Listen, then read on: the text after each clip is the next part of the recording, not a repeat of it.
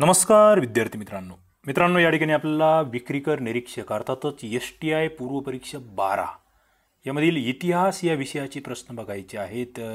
प्रश्न नंबर 41 ते 80 असे जवळपास 40 प्रश्न आपल्याला या लेक्चरमध्ये बघायचे आहेत आणि मला असं वाटतं यातून इतिहासावर नेमके कशा पद्धतीचे प्रश्न विचारले जातात, महाराष्ट्रावर किती प्रश्न येतात, भारतावर किती प्रश्न येतात, त्यावर आधुनिक भारत कशा पद्धतीने आयोगाकडून विचारला जातो हे सगळं या ठिकाणी बघायचं। काही प्रश्न अत्यंत सोपे आहेत, काही अवघड आहेत, या सगळ्या बाबींचा आपल्याला या ठिकाणी सविस्तर आढावा घ्यायचा आहे। पहिला प्रश्न सोपा होता, तैनाती फौजीची पद्धत कोणी सुरू केली? नक्कीच सोपा प्रश्न आणि याचं उत्तर मला वाटतं कोणाचंच चुकायला नको, ती म्हणजे लॉर्ड वेलस्ली। आता इथे डलहौसी यांची सगळ्यात गाजलेली बाब कोणती, जिचा परिणाम पुढे 1857च्या उठावावर झाला? आपण बघितले मागील वर्षाची प्रश्नपत्रिका अभ्यासली तेव्हा आपण म्हटलं होतं की 1857च्या उठावाला जबाबदार कोण, तर डलहौसी। कशामुळे जबाबदार, काय कोणतं अत्यंत महत्त्वाचं मोठं काम त्यांनी केलं होतं, जे भारतीयांसाठी बरेचसे पॉझिटिव्ह कामं सुद्धा त्यांनी केले। पॉझिटिव्ह कामं कोणते ते मला सांगा, ज्याला तुम्ही सुधारणा हा शब्दप्रयोगही वापरू शकतात डलहौसीचे। आणि दुसरे निगेटिव्ह कामं, नकारात्मक कामं की ज्याच्यामुळे म्हणजे ते खूपच भारतीयांवर आघात करणारं होतं, ते काय डलहौसीच्या कार्यकाळातील ते मला सांगा या ठिकाणी कमेंट बॉक्समध्ये। सबसिडरी अलायन्स असं या तैनाती फौजीला म्हटलं गेलं लॉर्ड वेलस्लीने। मग ही तैनाती फौज सर्वप्रथम कोणी स्वीकारली हा एक प्रश्न आहे। उत्तरं मला तुमच्याकडून अपेक्षित आहेत, कोणत्या कोणत्या संस्थानांनी त्या ठिकाणी तैनाती फौज स्वीकारली, त्याचे परिणाम कसे होत गेले हे सगळं तुम्हाला वाचून जावं लागणार आहे, याचा अभ्यास करावा लागणार आहे। पुढे कोणते वृत्तपत्र बाबासाहेब आंबेडकरांनी सुरू केले नव्हते? डॉक्टर बाबासाहेब आंबेडकरांनी सुरू न केलेले म्हणजे मूकनायक, जनता, समता आणि संदेश असे 4 ऑप्शन होते या ठिकाणी। उत्तर होतं संदेश। ओके, संदेश हे त्यांनी सुरू केलेलं नव्हतं। मूकनायक कधी सुरू केलं, मूकनायकला कोणी मदत केली होती? मूकनायकचं ते सुरुवातीचं वरती शीर्षक स्थानी कोणते शब्द असायचे, कोणाच्या त्या ठिकाणी ओव्या असायच्या किंवा कोणाचे काय वाक्य असायचे ते विचारलेलं आहे। जनता आहे, समता आहे। डॉक्टर बाबासाहेब आंबेडकरांचे लेखही विचारले गेले आहेत, आपण मागील प्रश्नपत्रिकेमध्ये ते अभ्यासले। पुढे मी जातोय राष्ट्रीय काँग्रेस सभेच्या 1886च्या कलकत्ता अधिवेशनाचे अध्यक्ष कोण? तुम्हाला मी सांगितले पहिले 5 अधिवेशनं, त्यांचे ठिकाणं आणि त्यांचे अध्यक्ष तुम्हाला माहीत असले पाहिजे। तुम्हाला कोणते आठवत आहेत मला कमेंट बॉक्समध्ये सांगा। दुसरे सांगितले इथे 86चं कलकत्ता अधिवेशन, 43 नंबरचा प्रश्न आणि उत्तर आहे दादाभाई नौरोजी। आता इथे प्रश्न असाही आलाय की दादाभाई नौरोजी कोणकोणत्या अधिवेशनाचे अध्यक्ष होते, किती वेळा अध्यक्ष झाले होते?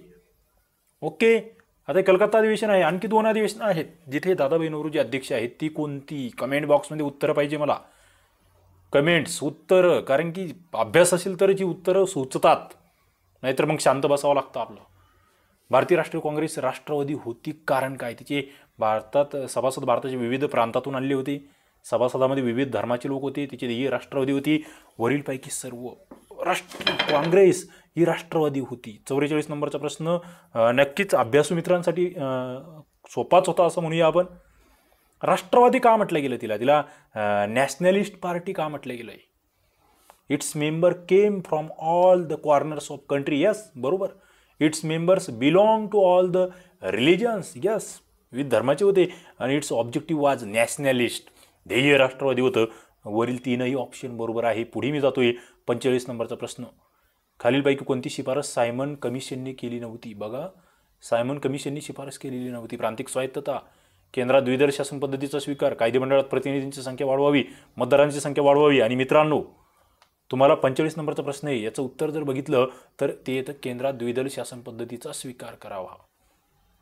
तुम्ही जर 2011च्या प्रश्नपत्रिकाचं ॲनालिसिस बघितलेलं असेल इतिहासाचं, तर हा प्रश्न तुमचा चुकणार नाही। त्याच्यामुळे सांगतोय जुन्या सगळ्या प्रश्नपत्रिका आपण त्या अभ्यासणार आहोत। त्याच्यामध्ये मग ग्रुप बी असेल, ग्रुप सी असेल, राज्यसेवा असेल, सगळं आपल्या या यूट्यूब चॅनलवर तुम्हाला भेटणार आहे, STI RCP ॲप्लिकेशनवर भेटणार आहे। पुढे मी जातोय 46 नंबरचा प्रश्न, 21 डिसेंबर 1909 रोजी जॅक्सनवर कोणी गोळ्या झाडल्या? विदा सावरकर, अनंत कान्हेरे, चाफेकर बंधूंपैकी कोण? जॅक्सनवर गोळ्या झाडणारं कोण आहे? 46 नंबरचा प्रश्न मित्रांनो, अनंत कान्हेरे। आता इथे कधी याचं उत्तर तुम्हाला भेटलंय, मात्र कोठे घडली होती ही घटना, कशाचं त्या ठिकाणी निमित्त होतं, काय होती याच्या मागील कारणे माहीत असली पाहिजेत। पुढे जातो मी, गांधीजींनी असहकार चळवळ थांबविली, याचं कारण काय? का थांबवली असहकार चळवळ? पहिला मुद्दा आहे की असहकार चळवळ कधी सुरू केली होती? गांधीजींच्या 3 मोठ्या चळवळींमधील ही चळवळ थांबवण्याचं कारण आहे, मला वाटतं कोणाच चुकणार नाही, चौरी चौरा घटना राज्य कोणत्या राज्यात घडली, किती पोलीस त्या ठिकाणी हे झाले आहेत, जाळपोळीची घटना आपण बघितलेली आहे, त्यावर आपण बोललेलो आहे. पुढे मी जातोय. कॉमनवेल व न्यू इंडिया ही वृत्तपत्रे कोणी सुरू केली, महत्त्वाची आहे. मला वाटतं यापुढे आता पाठच झाली पाहिजे तुमची. माझं जे लेक्चर तुम्ही बघणार ना त्याच्यातले मुद्दे तुमचे चुकायलाच नको. ओके, 48. कारण की हा सगळ्यात बेस्ट वे आहे अभ्यास करण्याचा. जुन्या प्रश्नपत्रिका न अभ्यासतो जर तुम्ही काहीतरी पुस्तक वाचत बसत असाल ढीकभर वेगवेगळे कॉपी पेस्ट केलेले कुणाचे तरी, त्याला काही अर्थ नाही. तुम्ही आयोगाचे प्रश्न जुने एकदम तोंडपाठ करा, विषय संपला. खूप चांगला अभ्यास तुम्हाला करता येतो. तुमच्या अभ्यासाची दिशा ही त्या ठिकाणी पक्की होते. डॉक्टर ॲनी बेझंट यांनी ही वृत्तपत्र चालवलेली आहेत. कर्झन वायली याला गोळी घालून कोणी ठार मारले, 49 नंबरचा प्रश्न इंटरेस्टिंग आहे. मदनलाल धिंग्रा, मात्र कर्झन वायलीला का मारले गेलं याच्या मागील कारण आणि कधी मारले, मदनलाल धिंग्राने कधी घेतलाय हा बदला, महत्त्वाचा मुद्दा आहे. पुढे 1919च्या मॉन्टफोर्ड कायद्यानुसार केंद्रीय कायदेमंडळाच्या कनिष्ठ व वरिष्ठ सभागृहाची सदस्य संख्या किती ठरली होती. 1919चा कायदा आहे मॉन्टफोर्ड कायदा. Montagu Chelmsford. भारतमंत्री कोण, व्हाईसरॉय कोण, हे तुम्हाला आता पाठ झालेलं असणार आहे. 50 नंबरचा प्रश्न आणि उत्तर आहे 145 व 60. कनिष्ठ सभागृह 145 आणि वरिष्ठ 60. आणि मित्रांनो, हे आताचे जे लोकसभा राज्यसभा आहेत ना, ते म्हणजे त्याची पायमुळं हीच आहेत, हे लक्षात घ्या. ओके, अप्पर हाऊस अँड त्या ठिकाणी लोअर हाऊस असं म्हटलं गेलं होतं सेंट्रल असेंब्लीचे. पुढे लुकिंग बॅक हे आत्मचरित्र कोणाचे आहे, who has return the autobiography looking back. हे तेव्हा 2012मध्ये हा जो प्रश्न होता हा नवीन होता तेव्हाच्या विद्यार्थ्यांना. म्हणजे आता हे तुम्ही वाचला असेल कदाचित तर तुम्हाला सोपं वाटेल, मात्र तेव्हा हे खूप काहीतरी असं अवघड विचारलं असं वाटलं होतं. पण आता इथून पुढे तुम्हाला हे सोपं वाटायला पाहिजे. सोपं केव्हा वाटेल, जर तुम्ही या प्रश्नपत्रिकांचा अभ्यास केला तर. धोंडो केशव कर्वे. पुढे संवाद कौमुदी वृत्तपत्र कोणाचे आहेत, महत्त्वाचं आहे. संवाद कौमुदी 22 नंबरचा प्रश्न. राजाराम मोहन रॉय यांचा मृत्यू कुठे झाला ते ठिकाण तुम्हाला माहीत आहे का मित्रांनो, कधी झाला राजाराम मोहन रॉय यांचा मृत्यू. त्यांनी कोणत्या प्रतिविरुद्ध खूप मोठं आंदोलन केलं होतं आणि त्यासाठी तो कायदाही पास केला होता, कोणाच्या सहाय्याने पास केला होता हा मुद्दा आहे. पुढे 1919च्या कायद्यानुसार घेतलेल्या निवडणुकामध्ये केंद्रीय कायदेमंडळातील सर्वात मोठा पक्ष कोणता होता. 1919च्या ज्या निवडणुका आहे कायदेमंडळातील सर्वात मोठा पक्ष 53 नंबरचं हे विधान आहे. आणि उत्तर या ठिकाणी आहे स्वराज्य पक्ष. काय, स्वराज्य पक्ष. मग हा कोणाचा होता, कोणी स्थापन केला, कधी स्थापन केला, महत्त्वाचं. याच्यामध्ये मग ते त्याचे अध्यक्ष आणि सचिव हे 2 वेगवेगळी पदं आहेत, त्याच्यावरील व्यक्ती वेगवेगळे आहेत. स्थापन कधी झालं आहे, ते नाफेरवादी फेरवादी वगैरे बऱ्याच कन्सेप्ट इथे आहेत, आपण त्या शिकलेलो आहोत. आपलं STI RCP ॲप्लिकेशनवर तुम्ही इतिहासाचे कोर्स जर बघितले तर तिथे क्रमिक पुस्तकामधील सगळे लेक्चर्स उपलब्ध आहेत, ज्याची लिंक खाली डिस्क्रिप्शनमध्ये आहे ॲप्लिकेशनची, तिथे जाऊन तुम्ही ते बघू शकतात. पुढे सेंट्रल हिंदू कॉलेजची स्थापना कोणी केली. Swami Dayanand, Swami Vivekananda, Annie Besant, Keshavchandra Sen. 54 नंबरचा प्रश्न आणि उत्तर या ठिकाणी आहे central Hindu college, Annie Besant. मात्र कोठे झाली मग हा प्रश्न तयार होतो, हे शोधावं लागेल तुम्हाला, याचे उत्तर द्यावी लागतील. स्वामी विवेकानंद यांनी स्थापन केलेली संस्था कोणती. स्वामी दयानंद सरस्वती यांचा गाजलेला ग्रंथ कोणता. अनेक थप्पे आहेत माझ्याकडे प्रश्नांची, कारण तुम्हाला सांगतो MPSCने जेवढे काही प्रश्न विचारले का ते सगळे मी या यूट्यूब चॅनलला घेणार आहे. तुम्ही खरोखर ओरिजिनल प्रामाणिक विद्यार्थी असाल तर ते सगळे बघा आणि मग तुम्ही त्या ठिकाणी बाप माणूस बनल्याशिवाय राहणार नाहीत. बाप माणूस म्हणजे काय, तर काहीतरी घोकमपट्टी करायची नाही आहे, भारंभार काही वाचत बसायचं नाही, प्रॉपर वेने जायचं आहे आपल्याला, ती करायचं आहे. मुस्लिम लीगची स्थापना कुठे झाली, मुस्लिम लीगवर याच्या आधीसुद्धा प्रश्न आला आहे. स्थापना कोठे झाली, कोणी केली, तिला सपोर्ट कोणाचं होतं, विचारले प्रश्न सगळे आपण घेतले. ते स्थापना ढाक्याला होते. स्वामी विवेकानंद रामकृष्ण मिशन कोणत्या साली स्थापना झाली. 56 नंबरचा प्रश्न आहे आणि उत्तर याचं आहे 3. काय, 1897ला रामकृष्ण मिशन. स्वामी विवेकानंदांचे गुरु कोण होते मित्रांनो आणि त्यांच्या आईचं नाव काय. 2 प्रश्न तुमच्यासाठी महत्त्वाचे आहेत, मला वाटतं नक्कीच उत्तर द्याल तुम्ही कमेंट बॉक्समध्ये. भारतीय अस्पृश्यतेचा प्रश्न हा ग्रंथ कुणी लिहिला, मला वाटतं हा चुकायला नको. ओके, इंडियाज अनटचेबिलिटी क्वेश्चन असं त्याला म्हटलं गेलं होतं त्या ग्रंथाला. Who is the author of भारतीयांच्या अस्पृश्यताचा प्रश्न असं म्हटलेलं आहे. 57 नंबरचा प्रश्न या ठिकाणी आहे आणि उत्तर याचं आहे वीरा शिंदे. बरेच जण या ठिकाणी डॉक्टर बाबासाहेब आंबेडकर करतील, मात्र मग तेच तर आहे, अभ्यास झालेले आणि अर्धवट अभ्यासवाले इथेच कळतात. भारतीय उद्योगाच्या विकासाचा विचार करण्यासाठी औद्योगिक आयोग कोणत्या वर्षी स्थापन झाला. 58 नंबरचा प्रश्न आहे आणि याचं उत्तर जर म्हणाल तर ते आहे 1916. Industrial commission establish to bring about industrial development in India.